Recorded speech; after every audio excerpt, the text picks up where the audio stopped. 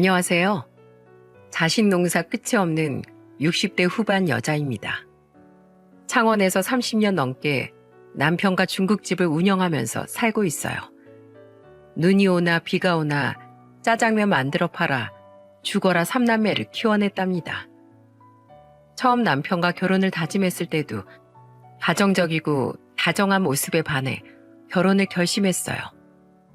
이런 제 성구와는 자식들을 키우면서 다시 한번 남편이 좋은 사람이라는 걸 느끼게 만들어줬습니다. 제가 사연 초반 저를 소개할 때 자식 농사 끝이 없다는 소개를 했었죠. 바로 제 둘째 아들 때문에 저와 남편은 자식 농사가 끝이 없기도 해요. 지적장애가 있는 둘째 아들은 저희 가족에게 아픈 손가락이랍니다. 아픈 아들까지 삼남매가 있다고 하면 다들 힘들지 않냐고 물으시더라고요. 하지만 저는 자식들 셋 키우면서 전혀 힘들지 않았어요. 식당 일이 힘들면 힘들었지 자식들 키우는 건 힘들지 않았네요. 이게 다 든든한 큰딸 덕분이기도 해요. 그런데 이런 소중한 딸이 몇 달 전 큰일을 겪게 되면서 힘든 시간을 보냈답니다. 평소 제 딸을 잘 알던 지인들은 어쩌다 그런 일을 당했냐면서 같이 비통한 심정을 나눌 정도였어요.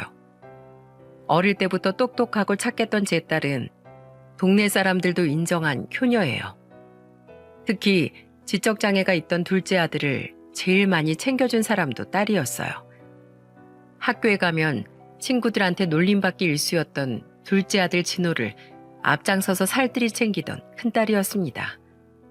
어릴 적 한 번은 둘째 아들이 하교하던 길에 같은 반 친구들한테 놀림을 당하고 울고 있었나 봐요. 그걸 본 큰딸이 둘째 아들을 챙기면서 놀리는 그 친구들한테 소리친 겁니다. 야, 누가 내 동생 괴롭히래? 내 동생 건들면 너희들 다 가만 안 둔다고 했지? 아이고 무서워라. 누나가 가만 안 두면 어쩔 건데요? 나 진짜 경고했었다.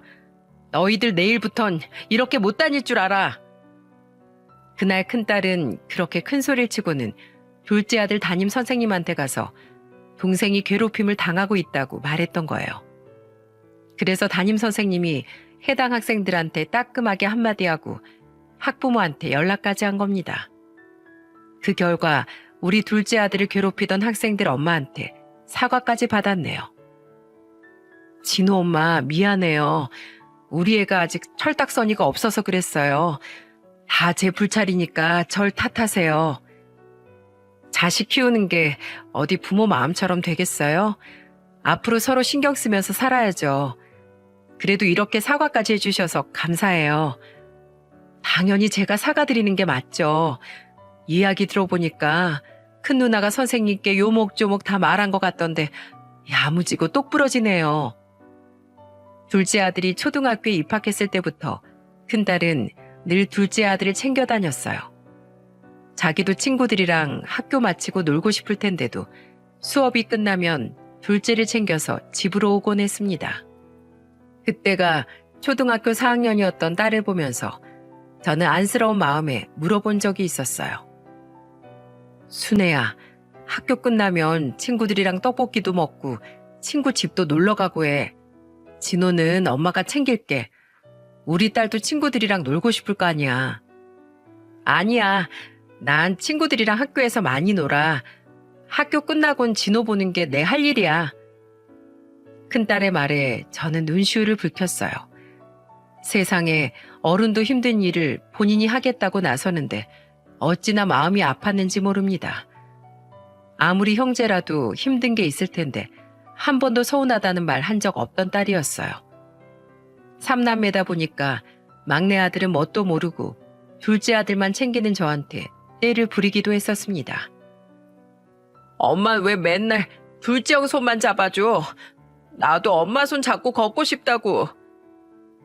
아무래도 어렸던 막내는 자기보다 형을 더 챙기는 저를 이해 못했던 것 같아요.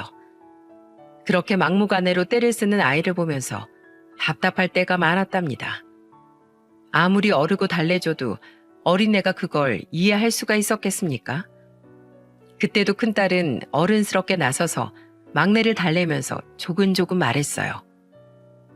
선우야, 이렇게 울면 안 된다고 했지? 울지 말고 원하는 걸 정확하게 말해야지. 운다고 해주는 게 아니라 네 의견을 정확히 말해야 엄마도 들어주실 수 있는 거야. 뚝 그치고 원하는 게 뭔지 정확하게 말해봐. 큰딸 말에 훌쩍이는 목소리로 말하는 막내를 보니까 안쓰러웠어요. 그래서 저는 그때 막내 아들과 둘째 아들 손을 양손에 잡고 걸었습니다.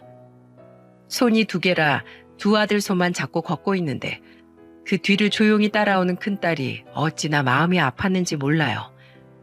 그날 밤 큰딸 방으로 가서 큰딸한테 제가 미안한 목소리로 말했습니다. 순애야, 순애도 엄마 손잡고 걸어가고 싶지 않았어? 엄마가 맨날 동생들만 챙겨서 엄마 밉지? 아니, 난 엄마 안 미워. 난 엄마가 편했으면 좋겠어. 가게에서도 늘 일만 하는데 집에 와서라도 쉬어야지. 큰딸이라 그런지 철이 일찍 들어서 늘 저를 먼저 생각해주던 딸이었어요. 장녀라 그런지 커갈수록 부모 도울 줄도 알고 동생들을 먼저 챙기던 딸이 참 믿음직스럽고 든든했답니다. 저희 부부가 같이 장사하면서 애들까지 키울 수 있었던 건 큰딸의 도움이 있었기 때문이에요. 제 딸이지만 정말 입이 마르고 닳도록 칭찬할 만큼 버릴 구석이 하나도 없던 딸이었죠. 동네에서도 효녀라고 소문난 딸이 오랜 꿈이었던 선생님까지 되니까 다들 며느리 삼겠다고 연락도 많이 왔었습니다. 특히 저희 식당 단골이었던 한 손님은 오랜만에 식당에 들렸다가 반가운 목소리로 이런 말까지 했었어요. 사장님, 큰딸 서울에서 초등학교 선생님 됐다면서요? 다른 집에서 데려가기 전에 내가 며느리 삼고 싶은데 우리 아들이랑 밥이라도 한번 먹게 자리 좀 마련해줘요. 우리 딸이라 자리 좀 만들어달라고 번호표 뽑고 기다리는 사람들 줄을 섰어요. 걔가 서울에서 얼마나 바쁜데요. 큰딸이 초등학교 교사가 됐다는 소문이 동네에 나면서 그동안 딸을 눈여겨보던 사람들이 소개 좀 시켜달라고 난리였어요. 어깨가 으슥해져서 다녔는데 그 무렵 딸이 정말 다 죽어가는 목소리로 전화를 한 겁니다. 평소에도 힘이 없는 피곤한 목소리였는데 그날따라 정말 진이 다 빠진 목소리로 전화를 받았어요. 그래서 어디 아픈가 싶어 깜짝 놀란 목소리로 물었습니다. 순애야, 너 어디 아픈 거 아니야? 목소리가 왜 그래? 하여튼 우리 엄마 귀신이라니까? 그게 아니라 지난주에 같은 반 애들끼리 좀 다퉈서 내가 훈계를 좀 했는데 학생 엄마가 오늘 학교에 찾아와서 왜 자기 애한테만 뭐라고 하냐고 막 화를 내는 거야. 교무실에서 정말 난리도 아니었어. 뭐? 잘못해서 가르친 건데 화를 내? 애를 도대체 어떻게 키우길래 그런 걸로 학교까지 쫓아와? 아휴, 나도 너무 답답해. 그래서 오늘 교장실까지 갔었어. 학부모가 교무실에서 난리를 치니까 교장 선생님까지 나선 거야. 그래서 오늘 너무 난처하고 힘들었어. 다 죽어가는 목소리로 말하는 딸이 걱정스럽기만 했어요. 그래서 몇 번씩 고향으로 내려오라고 권유하게 되더군요. 그냥 제 생각에는 서울보다는 지방 애들이 그래도 조금이라도 더 순하지 않을까 싶어서 그랬던 거예요. 하지만 딸은 끝까지 자기가 첫 부임한 학교에서 소임을 다하겠다며 결심했어요. 안타깝기도 하고 걱정도 많았는데 본인이 끝까지 하겠다니까 그저 응원해줄 뿐이었습니다. 그러던 어느 날 딸의 SNS 프로필 사진이 너무 환하게 웃고 있는 사진이 올라와 있는 거예요. 그래서 서울에서 잘 적응하고 있구나 했는데 알고 보니까 연애를 하고 있던 겁니다. 마음 붙일 곳이 생겨서 그런지 딸은 초등학교 일이 힘들어도 잘 견뎌내는 것 같았어요. 그때 딸이 만나던 남자는 외국계 신차 영업사원이라고 들었어요. 처음엔 선생님인 딸에 비해 조금 떨어지는 거 아닌가 싶었는데 사람을 만나보니까 딸이 왜 만나는지 단번에 알겠더군요. 딸이 29살이 되던 해 결혼을 전제로 만나고 있다면서 만나던 남자친구를 데리고 왔었어요. 중국집에서 처음 만나게 된 사위 첫인상은 서글서글하니 인상도 좋았습니다. 집으로 온다더니 식당으로 와서 깜짝 놀라면서 딸한테 물었어요. 넌 집으로 온다더니 왜 식당으로 왔어? 아, 내가 창원에서 엄마랑 아빠가 하는 중국집이 제일 맛있다고 하니까 꼭 가고 싶다고 하길래 그냥 여기로 왔어. 집에서 먹나 여기서 먹나 똑같지. 우리 짜장면 하나씩 한 그릇씩만 줘. 그래, 거기 앉아 있어 봐. 내가 탕수육도 얼른 내줄게. 처음 보는 딸의 남자친구에 저는 긴장이 되긴 했어요. 처음에 직업만 들었을 땐 사람이 가벼운 사람이면 어쩌나 했는데 선한 얼굴이 착해 보였습니다. 게다가 짜장면을 한 그릇씩 차려주고 방금 튀긴 탕수육까지 주니까 사위는 우렁찬 목소리로 말했어요. 어머님, 냄새가 너무 좋아서 지나가던 사람도 들어올 것 같은데요. 저 중식 진짜 좋아하거든요. 감사히 잘 먹겠습니다. 중식 좋아한다니까 다행이네요. 아까 처음 인사할 때도 목청이 좋더니 원래 목소리가 참 좋은 것 같은데 씩씩한 목소리가 참 듣기가 좋네요. 말씀 편하게 하세요. 저 이제 예비 사이잖아요. 저 점수 따러 온 건데 편하게 아들처럼 대해주세요. 사위는 씩씩한 목소리로 무엇이든지 맡겨만 달라면서 말했어요. 그 씩씩한 목소리를 듣고 있으니까 저까지 힘이 다 나는 것 같았습니다. 에너지 넘치는 사람이 옆에 있으니까 딸도 의지가 됐나 보다 생각했었죠. 그리고 어느새 짜장면을 한 그릇 뚝딱 비운 사위는 감탄하는 목소리로 말했어요. 와, 장모님, 중식 좋아서 짜장면 진짜 많이 먹어봤는데 이렇게 맛있는 짜장은 처음이에요. 저 한 그릇 더 주시면 안 될까요? 서울 가면 계속 이 맛이 생각날 것 같아서 오늘 배 터지게 먹고 가야겠어요. 이 사람이 호들갑은 아니 그렇게 맛있어? 서울에 맛있는 게 천질 텐데 짜장만 생각이 나겠어? 저 오늘 2그릇은 먹고 가야 서울 다시 갈 수 있을 것 같아요. 한 그릇 더 주세요. 호들갑스럽게 말하는 사이가 나쁘진 않았어요. 말도 잘하고 싹싹한 모습이 어른들 대하는 모습도 예의가 바른 모습이었습니다. 그날 중국집에 노부부가 손님으로 왔었는데 식사를 끝낸 사이가 물까지 직접 떠다 주면서 손님 응대를 하는 거예요. 원래 물은 셀프라고 써 있는데도 노부부를 위해서 물까지 떠다 준 겁니다. 그러더니 살가운 목소리로 말했어요. 여기까지 오시느라 고생 많으셨죠? 그래도 여기 짜장이 오신 걸음 아깝지 않을 만큼 맛으로 보장하는 곳이니까 믿고 드세요. 젊은 사람이 장사 좀 할 줄 아네 그려. 이렇게 추천하는 거 한번 줘봐요. 모든 메뉴가 다 맛있지만 그중에서도 제일 맛있는 간짜장으로 2그릇 주문 넣을게요. 싹싹하게 노부부를 응대하는 사위를 보니까 사람이 참 괜찮아 보였어요. 요즘 젊은 사람들은 나이 든 사람들이 있으면 불편해한다는데 그런 기색도 없이 서빙도 척척 해냈습니다. 식사 시간엔 일손이 모자라게 정신이 없었는데 사위 덕분에 저녁 장사도 무사히 마쳤던 날이었어요. 그 후 집으로 자리를 옮겨서 남편과 사위가 한잔했습니다. 그때 남편은 사위한테 진지한 목소리로 말했어요. 우리 순애 큰딸이라 양보만 하면서 컸네. 제일 기특하고 착한 딸인데 우리 부부한텐 제일 미안함이 큰 자식이기도 하네. 10손가락 깨물어서 안 아픈 손가락 없다만 제일 아픈 손가락이 있지 않겠나. 네, 아버님. 정말 훌륭하게 키워주신 만큼 정말 순애가 행복할 수 있게 제가 최선을 다하겠습니다. 저만 믿어주세요. 장모님 장인어른 실망하는 일 없게 정말 행복하게 살겠습니다. 남편은 사위를 보면서 신신당부하면서 순애만 행복하면 된다고 말했어요. 그러자 사위는 한 채 망설임도 없이 순애를 행복하게 해주겠다며 다짐했습니다. 그리고 그날 이후 사위는 그 다짐을 증명이라도 하듯 저희한테도 참 잘했었어요. 저희 아들은 창원에서 오래 살아서 그런지 의젓하고 착하긴 해도 살가운 표현을 자주 하는 아들은 아니었어요. 그런데 사위는 어쩜 그렇게 표현을 잘하는지 서울과 창원 거리가 멀어서 자주 볼 수는 없었는데 가끔 가다 한 번씩 오면 꼭 막내 아들처럼 남편한테 살가운 표현을 했습니다. 장인어른, 못 본 사이에 더 젊어지셨어요. 이 사람이 입에 침이나 바르고 말해.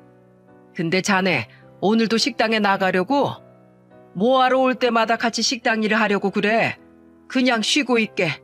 우리도 그래야 마음이 편하지. 제가 자주 오면 얼마나 자주 온다고 그러세요. 주말이라 일손도 부족하실 텐데 믿고 맡겨주세요. 사위는 주말이라고 내려오면 꼭 식당으로 나와서 일을 직접 나서서 돕는 거예요. 나오지 말라고 해도 기어코 나와서 돕는 걸 보니까 저도 사람이 달라 보이기 시작했습니다. 처음에 직업만 듣고 편견을 갖던 제가 미안할 정도였죠. 사람이 싹싹하고 수더분한 모습을 보니까 순의 짝으로 딱이다 싶었습니다. 그래서 둘은 양가의 축복을 받으면서 결혼식을 올리게 됐어요. 그 후 순애는 손자까지 낳고 행복하고 안정적인 결혼 생활을 살고 있었답니다. 그리고 결혼 4년 차쯤 선생님과 엄마 사이에서 힘들어하던 순애를 잡아주던 사람도 사위였어요. 그때 큰딸이 6학년 담임을 맡았는데 그때 정말로 멀리 살던 제가 느낄 정도로 힘들어 보일 정도였습니다. 한 번은 명절이라고 딸이 손자를 데리고 사위와 같이 왔었는데 어떤 양념통을 보고 기겁을 하는 거예요. 그래서 뭘 보고 저러나 하고 봤더니 까나리 액젓이었어요. 그래서 헛구역질까지 하는 딸을 보고 저는 의아한 목소리로 물었습니다. 이게 뭐라고 이걸 보고 헛구역질까지 해?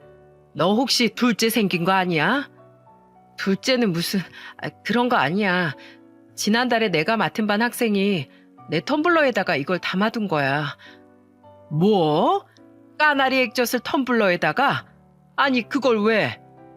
TV에서 연예인들이 하는 거 보고 장난친 거 같은데 커피인 줄 알고 마셨다가 정말 죽는 줄 알았어. 아니 뭐 그런 놈들이 다 있어. 아무리 애들이어도 너무한 거 아니냐? 그걸 그냥 뒀어? 학부모한테 말하긴 했는데 속이에 경일 끼지. 요즘은 학교 선생님이 사고 쳤다고 집으로 전화해도 씨알도 안 먹혀. 그래도 그렇지. 이런 애들은 따끔하게 혼을 내야지. 선생님한테 이게 뭐 하는 짓이야? 요즘 애들이나 학부모나 옛날 같지 않아. 난 내 새끼 외동이라도 절대 그렇게 안 키울 거야. 옳고 그른 건 확실하게 알려줄 거야. 정말 딸의 이야기를 들을수록 저는 경악을 금치 못했어요. 저는 둘째 아들 키우면서도 잘못을 하면 따끔하게 다시는 그런 실수 못하게 단속했었어요. 그런데 요즘은 부모들이 나서서 자기 자식 감싸느라 바쁘다는 겁니다. 이게 말이 됩니까? 안에서 새는 바가지 밖에서도 새면 당연히 부모가 단속을 해야 된다고 생각했는데 요즘은 그런 기본적인 개념도 없나 봅니다.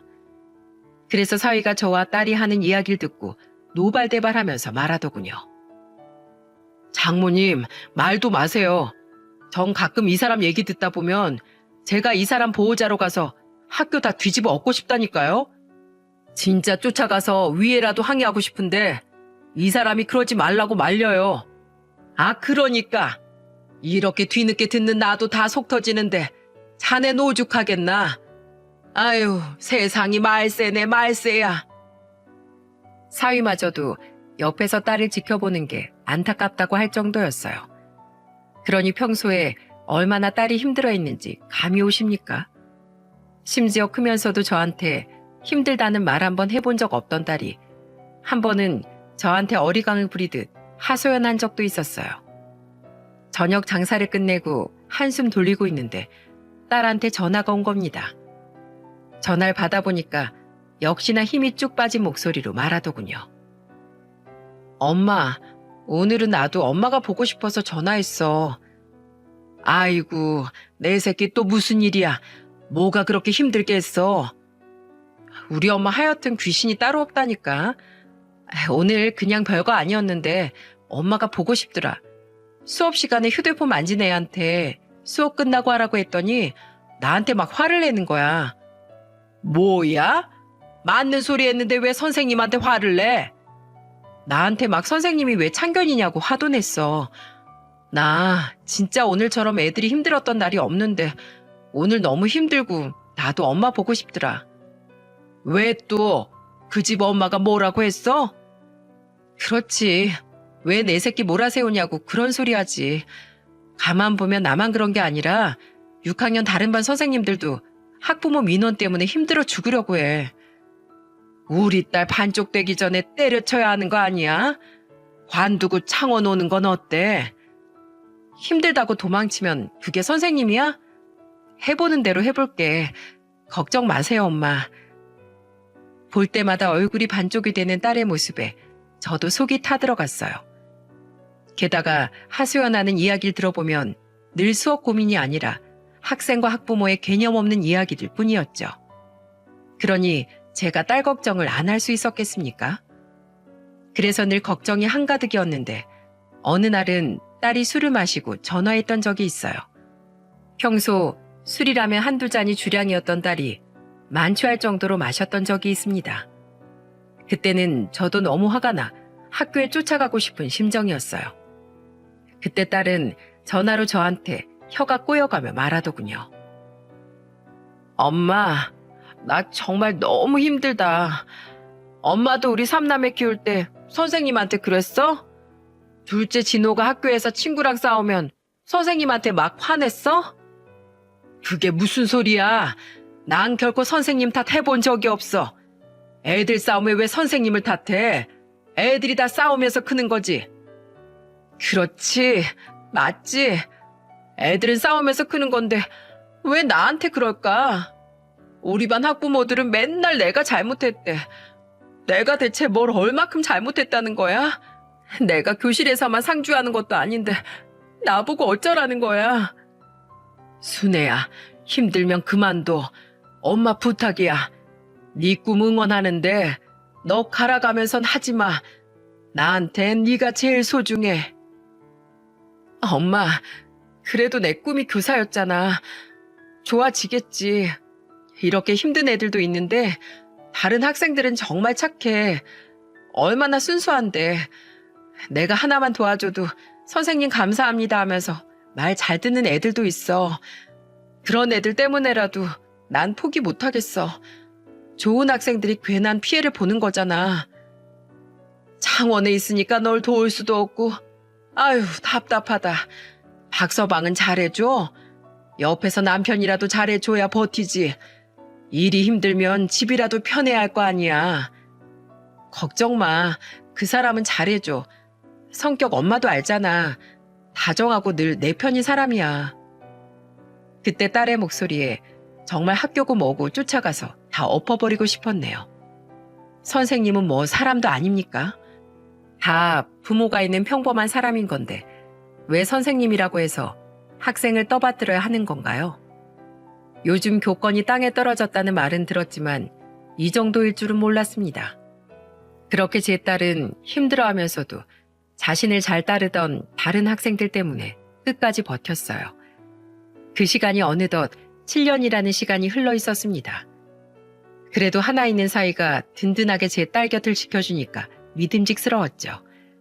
생일에 바빠서 창원까지 못 오면 용돈을 보내주면서 미안한 목소리로 말했습니다. 장모님, 정말 죄송해요. 장모님 생신이라 제가 날짜를 좀 빼려고 했는데 마침 차 계약 고객이 있어서 이번에 못 내려갈 것 같아요. 대신 용돈 두둑이 보내드렸으니까 꼭 좋은 밥에 좋은 옷 사 입으세요. 항상 감사드려요. 아이고, 뭐하러 돈을 보냈어? 신경 쓰지 말래도.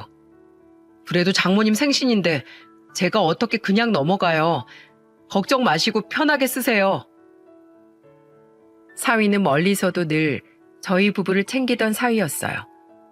장마가 오면 비 피해는 없냐면서 안부 전화도 하고 제철이 되면 제철 과일까지 챙겨 보내던 사위였답니다.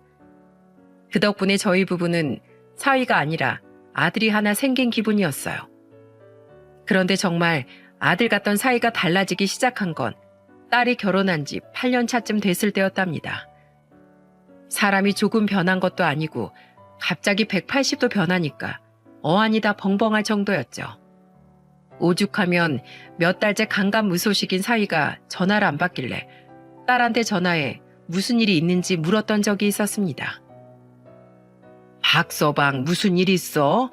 요새 통 연락이 안 되네. 바빠서 그래. 신경 쓰지 마. 요새 너무 바빠서 집에 오자마자 잠자기 바빠. 나도 제대로 말하기 힘들다니까. 그 정도야? 대체 얼마나 바쁘길래? 요새 애는 봐주기는 해? 혹시 너 혼자 다 하는 거 아니야? 그럴 정도는 아니야. 그 사람이 한 달에 500만 원씩 버는데 당연히 바쁘지. 걱정 마셔. 서울에서 일하느라 바쁜 사람이니까. 저는 걱정스럽게 물었는데 딸이 아무렇지 않게 말하니까 별일이 아닌가 보다 했어요. 정말 바쁘다고 믿었던 겁니다. 그런데 한 번은 남편이 사위한테 물어볼 게 있어서 전화를 했던 적이 있어요. 서울 사는 친구가 차를 산다길래 사위한테 계약하게 하려던 거였죠. 이런 속내도 모르고 남편 전화를 받은 사위가 대뜸 화를 내면서 말했다는 거예요. 아, 진짜 장인어른. 저 바쁘다니까 왜 이렇게 전화를 하세요? 네? 저 영업하는 사람인 거 모르세요? 이런 식으로 쓸데없는 전화하다가 계약 전화 놓치면 어떡하라고요? 뭐? 지금 자네 나한테 소리친 건가? 장인이 사위한테 전화하는 게 뭐가 그렇게 죄라고 소리를 쳐? 이것도 엄연히 영업 방해잖아요. 전화기 2대 쓰는 것도 아니고 이거 1대인데 이런 영양가 없는 전화하면 전 어떻게 일해요? 영양가 없는 전화? 서울에 있는 친구가 차 산다길래 전화했더니 자네 정말 안 되겠네. 원래 이런 사람이었나? 네? 신규 계약이요? 그럼 미리 말을 하셨어야죠. 됐어. 자네 같은 판매사원 연결했다가 친구한테 싫은 소리 듣기 싫으니까 끊으세. 남편은 사위를 도우려다가 낯선 모습에 기겁하고 끊었던 적도 있습니다. 저는 그때 남편한테 이런 말을 듣고 정말 기겁했어요. 정말 상상도 못한 사위 모습에 기가 찰 노릇이었죠. 화가 나서 저는 사위한테 전화했더니 또 전화를 안 받더군요. 그래서 딸한테 전화해 요즘 사위 무슨 일이 있냐고 물었어요. 그러자 딸은 난감한 목소리로 말하는 겁니다. 엄마, 그게 아니라 요즘 그 사람이 여기저기 접대 다니느라 그래. 내가 대신 사과할게. 내가 사과받자고 전화한 줄 알아? 사람이 돈도 좋지만 기본이 되어 있어야지. 나도 요새 막 다그치고 있어. 그러니까 아빠한테 잘 좀 말해주세요. 엄마 정말 미안해. 학교 일로도 힘든 딸이 잔뜩 움츠러든 목소리로 미안하다고 하니까 더 할 말이 없더라고요. 괜히 딸한테 스트레스만 주는 것 같아 전화를 끊었습니다. 이 통화를 끝으로 한동안 딸 부부와 연락이 끊길 줄도 모르고 저는 이렇게 끊어버린 거예요. 그 후 몇 달 뒤 저를 미치고 팔딱 뛰게 하는 일이 벌어졌어요. 몇 달째 강간무소식인 딸이 걱정스러워 전화했더니 20통을 넘게 해도 안 받는 겁니다. 그래서 저는 불안감이 엄습해져서 사위한테까지 전화를 했어요. 그런데 두 사람이 나란히 20통, 30통이 넘는 전화를 받지도 않고 도무지 연락이 닿질 않는 거예요. 이러니 창원에 있던 저는 환장할 노릇 아니겠습니까? 그런데 그때 미치기 일보 직전이었던 저의 전화를 받은 사람은 8살 손자였어요. 그리고 손자는 청천벽력 같은 말을 저한테 들려줬습니다. 저는 드디어 연결된 전화에 손자 목소리가 들리길래 황급히 물었어요. 병민아, 헬미야. 네, 할머니. 엄마 지금 뭐해? 왜 전화를 안 받아? 오늘 휴일이라 학교도 안 갔을 거 아니야. 할머니, 엄마 병원에 있어요. 새벽에 입원했어요. 뭐야? 아니 그게 무슨 소리야? 엄마가 어디 아파? 네, 할머니 엄마 아파요. 막 여기저기 아파요. 무서워요. 아빠는? 아빠 없어? 아빠 몰라요. 새벽에 왔었는데 전 못 봤어요. 엄마가 방에서 나오지 말라고 했어요. 근데 할머니, 저 엄마 왜 아픈지 다 알아요. 할머니, 엄마 왜 아픈 줄 아세요? 병원에 오시면 제가 다 말해줄게요. 대체 왜? 그럼 너 혼자 병원이란 말이야? 병민아, 일단 혜미한테 병원 이름 좀 알려줘. 손자의 울먹이는 목소리와 딸이 병원이라는 말에 저는 식은땀이 흘렀어요. 그래서 황급히 전화를 끊고 서울 가는 기차표를 구해 서울로 향했죠. 남편한테는 순애한테 무슨 일이 생긴 것 같다며 가게를 맡겨놓고 혼자 서울로 갔습니다. 가는 내내 등줄기와 이마에 땀이 비오듯 흘렀어요. 그렇게 애간장이타게 서울에 도착한 저는 충격적인 장면을 보게 됐습니다. 바로 온몸에 멍이 있고 얼굴에 상처까지 있는 딸의 모습이었어요. 게다가 머리도 뜯겼는지 머리도 엉망이었고요. 저는 너무 놀라서 힘겹게 눈을 뜨는 딸을 보면서 물었어요. 순애야, 아니 이게 무슨 일이야? 너 꼴이 이게 뭐야? 엄마. 딸은 뭐가 그렇게 서러운지 저만 보고 울기 시작했습니다. 아무 말도 하지 않고 그저 울기만 하는 모습이 애처로웠어요. 그때 제 옆에 있던 손자가 제 바지를 잡으면서 우는 목소리로 말하는 겁니다. 할머니, 엄마가 말하지 말라고 했는데 꼭 말해야겠어요. 엄마, 아빠랑 이혼해야 살아요. 이러다 엄마가 죽을 것 같아요. 뭐야? 이혼? 왜 갑자기? 그동안 무슨 일이 있던 건데? 엄마가 요즘 아빠한테 매일 맞아요. 예전엔 큰 소리로 욕만 했는데 이젠 막 때려요. 제가 말리면 저한테도 막 화내고 욕해요. 너한테까지? 순애야, 이게 사실이냐? 그놈의 자식이 너 때린 거 맞냐고. 딸은 제가 화를 내면서 묻자 끝내 대답도 못하고 눈물만 흘렸어요. 저는 억장이 무너져 내리는 기분에 눈앞이 아득했습니다. 그리고 오열하는 손자 울음에 정신이 들어서 딸을 다그치면서 물었어요. 너 왜 엄마한테 말도 안 했어? 왜? 꼭 이렇게 알아야겠어? 내가 내 딸 이렇게 있는 것도 모르고 두 다리 뻗고 잠을 자고 있었다는 게 너무 한심스러워 이거사. 엄마가 창원에서 아빠랑 진호 돌보고 있는 거 뻔히 아는데 내가 어떻게 이런 말을 해. 엄마도 힘들잖아. 진호 챙기느라 힘든 거 뻔히 아는데 애가 맞고 산다고 어떻게 말해. 난 첫째니까 좋은 모습만 보여주고 싶었어. 나라도 걱정 심어주고 싶지 않았어. 그리고 그 사람 술만 안 마시면 멀쩡해. 술만 마시면 그러는 거야. 그래서 괜찮아질 줄 알았어. 치료받으면 될 줄 알았는데. 딸은 차마 말을 잇지 못했어요. 그렇게 잠시 숨을 고르더니 충격적인 사건을 들려줬어요. 딸이 병원까지 오게 된 건 지난 새벽의 사건이었다고 했어요. 평소 술만 마시면 손찌검을 하던 사이가 지난 새벽에는 생명의 위협을 느낄 만큼 심한 폭행을 휘둘렀다는 겁니다.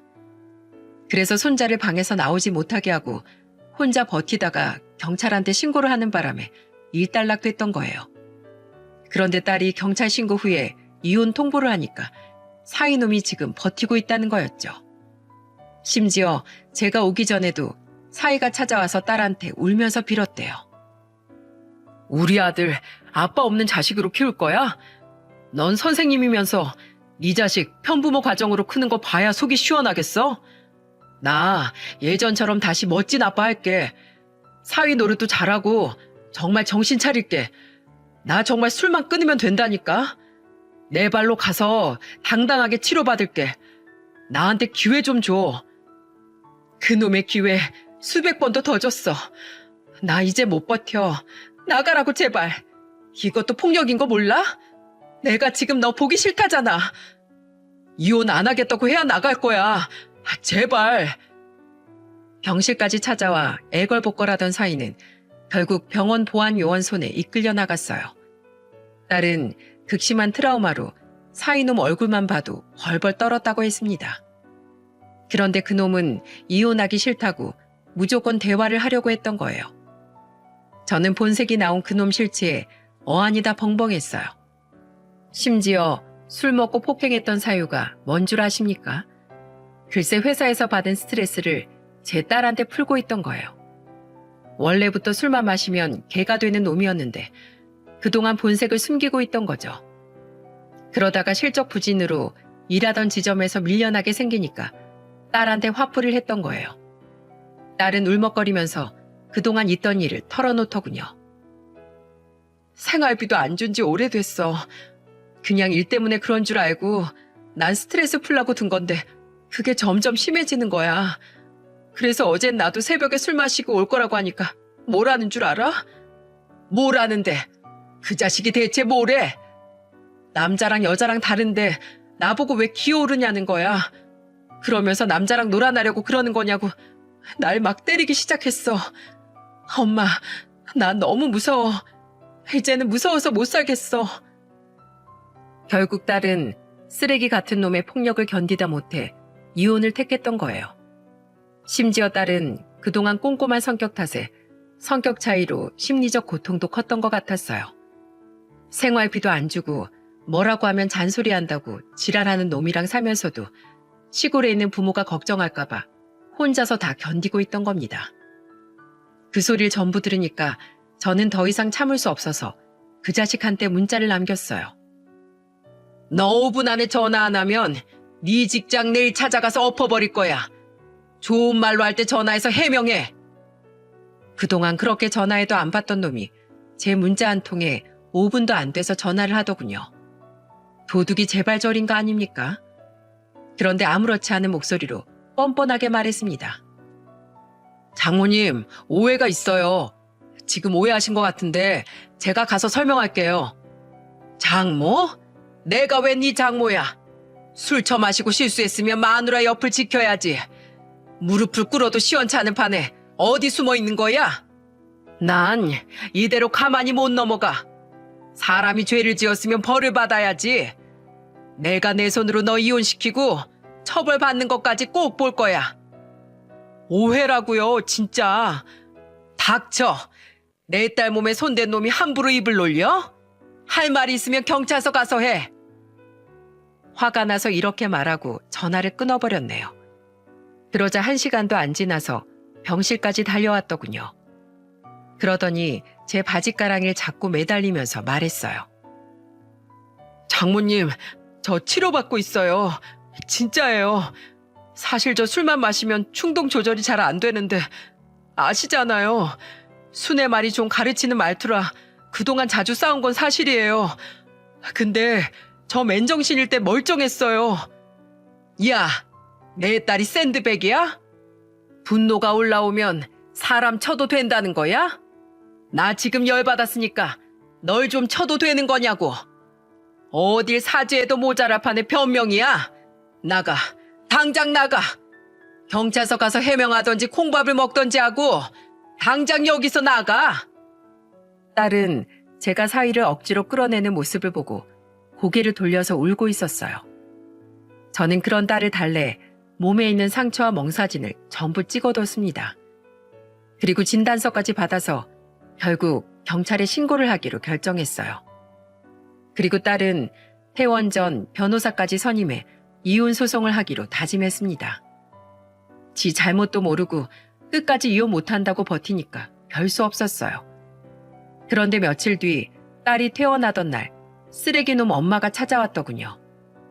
손자를 챙겨주느라 잠시 병실을 비웠더니 정말 환장할 일이 벌어지고 있던 겁니다. 딸 입원실이 소란스럽길래 가보니까 개념 상실한 여편네가 딸한테 소리치고 있더라고요. 야, 너 아무리 남편이 때렸다 해도 지 남편을 고소해? 이거 아주 못된 년이네. 그러니까 맞고 살지. 우리 착한 아들이 괜히 그랬겠어? 이래서 집안의 여자가 잘 들어야 하는 거야. 너 평소에도 내가 남편 잡고 살지 말라고 말했지? 경고했어, 안 했어? 지금 이게 가해자 부모가 피해자한테 할 소리입니까? 이 소리에 눈이 돌아간 저는 병실 문을 박차고 들어가 화를 내면서 말했어요. 야, 어딜 감히 엄한 내 딸을 잡어? 나이 먹고도 자식을 그렇게 감싸고 돌아? 지금 진짜 잡아 족칠 놈이 누군데 여길 와서 행패야, 행패길. 사돈, 말이 좀 심하네요. 누굴 족친다는 겁니까? 설마 제 아들 말인가요? 알긴 아나 보네. 짐승 같은 놈 아들로 키웠으면 미안하다고 싹싹 빌어도 모자랄 판에 뭐 경고? 말 다 했어? 너야말로 그딴 아들 간수 못한 걸로 나한테 혼 좀 놔볼래? 아, 무식한 여자랑 말이 안 통하네. 며느라이랑 얘기할 거니까 빠지라고. 내 딸이 싫다잖아. 경찰 부를 거니까 버텨보던지. 오늘 아주 잘 걸렸다. 뭐? 경찰? 내가 내 며느리 보러 오는데 뭐가 죄야? 우리가 무슨 큰 죄를 지었다고 경찰을 부르냐고. 아직도 그 죄를 몰라? 내가 아주 홍군형을 내서라도 그 죄를 알게 해줄까? 내 새끼 태어나는 거 보여 안 보여? 병원이 무슨 호텔도 아니고 여길 왜 왔겠냐고? 나도 한 주먹 하는데 주먹 좀 휘둘러 볼까? 어머, 팔은 왜 걷어? 미쳤나 봐. 뭐야? 맞아 보려고 기다리고 있는 거야? 어? 어디 맛 좀 봐라. 엄마야, 사람 살려! 팔까지 걷어가면서 욕하니까 소리를 지르면서 주랭랑을 쳐버리더군요. 제 딸이 이런 집구석이랑 엮인 채 8년이나 살았다는 게 소름이 돋았어요. 그렇게 딸이 겨우 태어나나 싶었는데 원수 같은 놈이 또 온 거예요. 그런데 그놈의 자식이 아직 아픈 제 딸 어깨를 힘을 주고 잡으면서 비는 겁니다. 내가 잘못했어. 우리 다시 시작하자. 다신 이런 일 없게 할게. 진심이야. 아! 딸의 아픈 어깨를 잡은 사이놈 손을 보자마자 눈이 돌아서 들고 있던 짐을 바닥에 내동댕이 치고 냅다 그놈 손을 있는 힘껏 깨물어 버렸어요. 야, 너 어딜 감히 내 딸 어깨를 잡어? 오늘 정말 너 죽고 나 사는 걸 볼래? 너나 네 애민 뻔뻔한 게 유전이냐? 여기가 어디라고 와? 장모님, 그게 아니고요.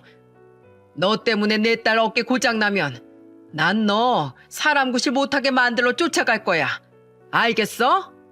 너 몸 사리고 살아. 너만 주먹 쓸 줄 아냐? 이가 없으면 네 몸이라도 너 물어 죽일 거야. 알겠어? 장모님, 잘못했어요. 제발요. 입은 삐뚤어져서도 말은 똑바로 해. 누가 네 장모야? 딸은 제가 사이놈 손목을 있는 힘껏 돌려버리려고 하니까 저를 말렸어요. 그리고는 쓰레기 놈한테 소리치면서 말하더군요. 마음 같아선 내가 더 쥐어 패고 싶은데 그래도 내가 좀 배웠으니까 너랑은 법적으로 싸울 거야. 알겠냐, 이 무식한 놈아. 어디 네가 법 앞에서도 그렇게 뻔뻔한지 보자. 협박 아닌 협박을 내뱉은 딸은 저와 손자를 데리고 택시를 타러 나갔습니다. 그리고 택시를 타러 가면서도 사시나무 떨듯 떠는 딸을 보니까 제 마음이 너무 아팠어요. 그렇게 병원을 나온 저와 딸은 집으로 돌아와 딸은 제 품에 안겨 엉엉 울더군요. 어릴 때도 투정 한번 안 부리던 딸인데 가슴이 찢어졌습니다. 그렇게 딸은 경찰 신고도 하고 변호사를 선임해서 이혼 소송까지 진행했어요. 너무도 당연한 결과였지만 딸은 양육권 친권까지 전부 가져오게 됐어요. 심지어는 위자료와 재산 분할까지도 딸이 유리한 방향으로 이끌었습니다. 그런데 소송이 딸이 유리한 방향으로 가니까 그놈은 또 한 번 본성이 나오더군요. 휴가를 내고 잠시 쉬던 딸한테 그놈은 끝까지 술을 퍼마신 채 전화해서 악다구니를 썼습니다. 당장 소송 취하해라. 나 열받으면 너 하나 보내는 거 일도 아니야. 어딜 감히 덤벼?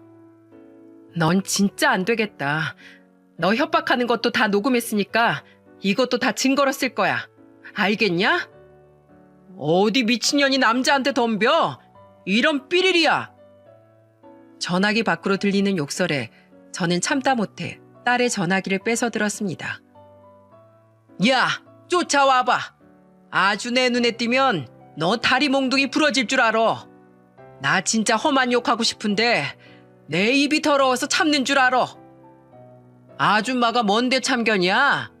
내가 누군지 알아? 딸은 녹음되고 있다면서 욕을 하려는 저를 막으면서 전화를 끊어버렸습니다. 결국 그 마지막 전화까지 증거로 싹 다 수집해서 경찰에 넘겼어요. 그런데 처리 결과는 그놈이 초범에 동종 전과가 없다는 이유로 벌금형에 그쳤습니다.